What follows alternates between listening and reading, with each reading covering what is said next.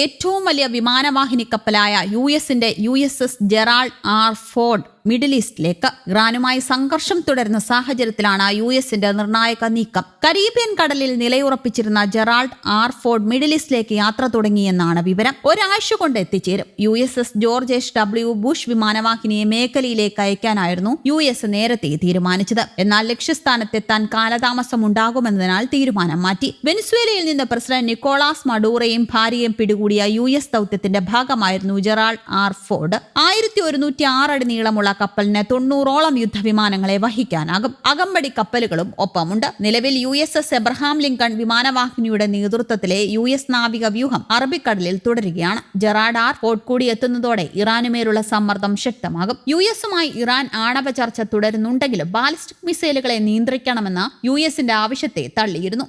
Missile വേദാസംധാനങ്ങളും ഇതിൽ സജ്ജമാക്കിയിട്ടുണ്ട്. രണ്ടാം ഘട്ട ചർച്ചകൾ വൈകാതെ ആരംഭിക്കാനിരിക്കെ ട്രംപ് നടത്തുന്ന നീക്കം സമാധാന ശ്രമങ്ങൾക്ക് തിരിച്ചടിയാണ് എന്നാണ് വിലയിരുത്തൽ. അതേസമയം ഇറാന് നേരെ ഏതെങ്കിലും തരത്തിൽ ആക്രമണം ഉണ്ടായാൽ അത് ഗൾഫിലെങ്ങും വ്യാപിക്കുമെന്നും വലിയ പ്രത്യാഘാതം നേരിടേണ്ടി വരുമെന്നും ഖമേനി ഭരണകൂടം മുന്നറിയിപ്പ് നൽകിയിട്ടുണ്ട്. അമേരിക്ക ഇനിയൊരു ആക്രമണം നടത്തിയാൽ പിന്തുണയ്ക്കില്ലെന്ന് ഗൾഫ് രാജ്യങ്ങളും വ്യക്തമാക്കിയിട്ടുണ്ട്. അതുകൊണ്ട് തന്നെ USS എബ്രഹാം ലിങ്കണ് പിന്നാലെ രണ്ടാം വ്യോമവാഹിനി കപ്പലും മധ്യപൂർവ്വ ദേശത്തേക്ക് എത്തിക്കാനുള്ള അമേരിക്കൻ നീക്കം സംശയാസ്പദ ണെന്നും ഒരുപക്ഷെ ഇറാനെ സമ്മർദ്ദത്തിലാക്കാനുള്ള നീക്കത്തിന്റെ ഭാഗമാകാമെന്നും റിപ്പോർട്ടുകൾ പറയുന്നു. വെനിസ്വേലിയൻ പ്രസിഡന്റ് നിക്കോളാസ് മഡൂറയെ പിടികൂടുന്നതിന്റെ ഭാഗമായി മെഡിറ്ററേനിയൻ കടലിലായിരുന്ന ജെറാൾഡ് ആർ ഫോർഡിനെ ട്രംപ് ഇക്കഴിഞ്ഞ ഒക്ടോബറിൽ കരീബിയൻ കടലിലേക്ക് മാറ്റിയിരുന്നു. ഈ ദൌത്യം പൂർത്തിയായതിനു പിന്നാലെയാണ് പുതിയ നീക്കമെന്നാണ് വിലയിരുത്തൽ. എത്ര നാളത്തേക്കാണ് ദൌത്യമെന്നതിൽ USS ജെറാൾഡ് ആർ ഫോർഡിലെ ക്രൂവിന് കൃത്യമായ നിർദ്ദേശം നൽകിയിട്ടില്ലെന്ന് ന്യൂയോർക്ക് ടൈംസും റിപ്പോർട്ടിൽ പറയുന്നു. കരാറിലെത്താൻ ഇറാൻ വിസമ്മതിച്ചാൽ വലിയ പ്രത്യാഘാതം നേരിടേണ്ടി വരുമെന്നായിരുന്നു ട്രംപിന്റെ ഒടുവിലത്തെ പ്രസ്താവനകളിലൊന്ന്. കഴിഞ്ഞ തവണ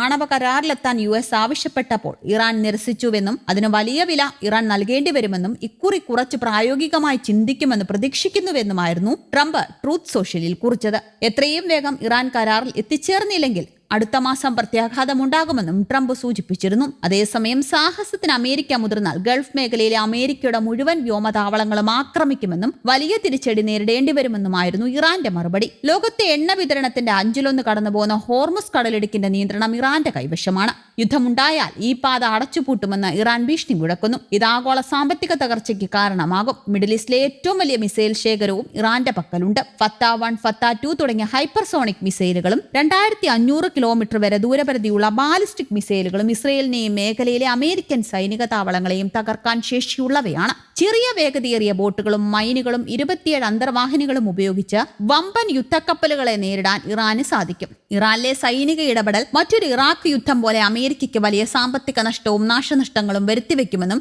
ക്വിൻസി ഇൻസ്റ്റിറ്റ്യൂട്ടിലെ സീനിയർ ഫെല്ലോ വില്യം ഹാർട്ടങ് മുന്നറിയിപ്പ് നൽകുന്നു. അമേരിക്കൻ സൈനിക താവളങ്ങൾക്ക് നേരെ ഇറാൻ നടത്തുന്ന ആക്രമണങ്ങൾ നൂറുകണക്കിന് സൈനികരുടെ ജീവൻ അപകീർത്തിപ്പെടുത്താൻ സാധ്യതയുണ്ടെന്ന് മുൻ UN ആയുധ ഇൻസ്പെക്ടർ സ്കോട്ട് റിട്ടറും വ്യക്തമാക്കി. ചുരുക്കത്തിൽ ഇറാന്റെ സമ്പദ് വ്യവസ്ഥ തകർച്ചയിലാണെങ്കിലും അവരുടെ സൈനിക പ്രതിരോധശേഷി ഇപ്പോഴും അമേരിക്ക ഇസ്രയേൽ സഖ്യത്തിന് വലിയ ഭീഷണിയായി തുടരുന്നുണ്ട്. ദശകങ്ങൾ നീണ്ട ഉപരോധങ്ങളും 2025 ജൂണിലെ 12 ദിവസത്തെ യുദ്ധത്തിൽ വ്യോമസേനയ്ക്ക് പ്രതിരോധ സംവിധാനങ്ങൾക്കുമേറ്റ തിരിച്ചടിയും ഇറാനെ ദുർബലപ്പെടുത്തിയിട്ടുമുണ്ട്. ഹിസ്ബുള്ള, ഹമാസ് തുടങ്ങിയ സഖ്യകക്ഷികൾ ദുർബലമായതും സിറിയൻ ഭരണാധികാരി ബഷാർ അൽ അസദ് രാജ്യം വിട്ടതും ഇറാന് തിരിച്ചടിയാണ്. ഭൂമിശാസ്ത്രപരമായ പ്രത്യേകതകളും ഇറാന്റെ പക്കലുള്ള മിസൈൽ ശേഖരവും ഒരു പൂർണ്ണ തോതിലുള്ള അധിനിവേശത്തെ തടയുന്ന പ്രധാന ഘടകങ്ങളാണ്. ഇറാനെതിരെ കടുത്ത നിലപാട് വേണമെന്ന നെതന്യാഹുവിന്റെ ആവശ്യം കൂടി പരിഗണിച്ച വരും ദിവസങ്ങളിൽ പശ്ചിമേഷ്യ കൂടുതൽ കലുഷിതമാകാനാണ് സാധ്യത. US പ്രത്യേക ദൂതൻ ഇറാൻ വിദേശകാര്യമന്ത്രിയുമായി ഒമാനിൽ നടത്തിയ ചർച്ചകളിൽ കാര്യമായ പുരോഗതി ഉണ്ടായിട്ടുമില്ല.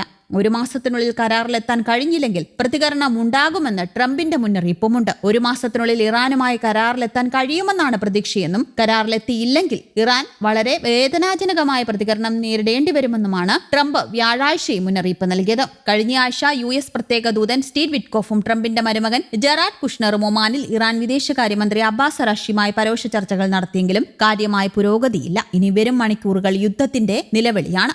News desk, Kerala Kaumudi.